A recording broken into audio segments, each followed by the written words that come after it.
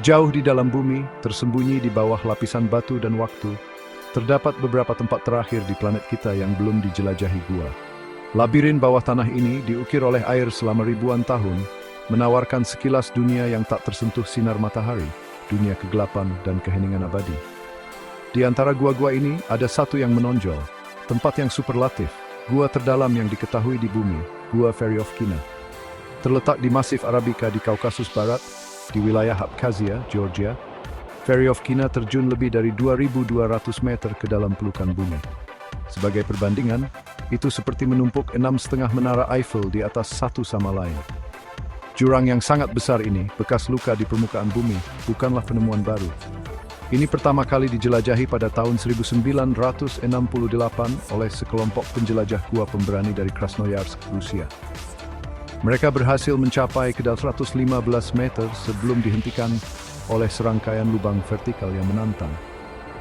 Mereka tidak tahu bahwa mereka baru menggores permukaan raksasa bawah tanah ini. Selama bertahun-tahun, kedalaman Feryovkina yang sebenarnya tetap menjadi misteri, sebuah bisikan yang bergema dari jurang.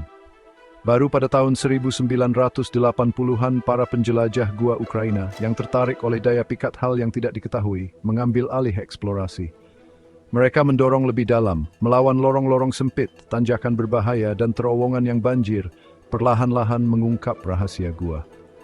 Upaya mereka mencapai puncaknya dengan sebuah terobosan pada tahun 2017 ketika sebuah tim dari klub Perovos Peleo setelah bertahun-tahun melakukan survei dan eksplorasi yang cermat, akhirnya mencapai dasar gua yang diketahui saat ini. Penemuan mereka mengirimkan gelombang kegembiraan melalui komunitas speleologi, menegaskan status Feryovkina sebagai gua terdalam di bumi.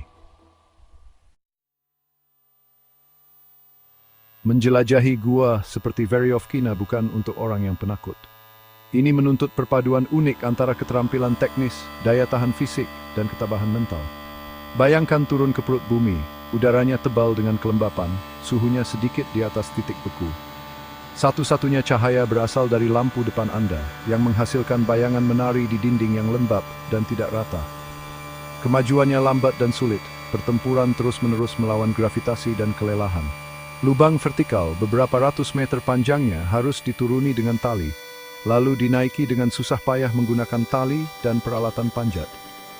Lorong-lorong yang banjir yang dikenal sebagai genangan air membutuhkan peralatan selam khusus dan keberanian baja untuk dinavigasi. Terlepas dari kondisi yang keras, Feryovkina tidak tanpa kehidupan. Di dunia tanpa sinar matahari ini, evolusi telah mengambil jalan yang berbeda, memunculkan makhluk yang secara unik beradaptasi dengan kegelapan abadi. Serangga buta dan tidak berwarna berlarian di antara bebatuan, memakan makanan jamur dan bakteri yang jarang. Troglobit ini, sebagaimana mereka dikenal, menawarkan wawasan yang menarik tentang batas-batas kehidupan di bumi.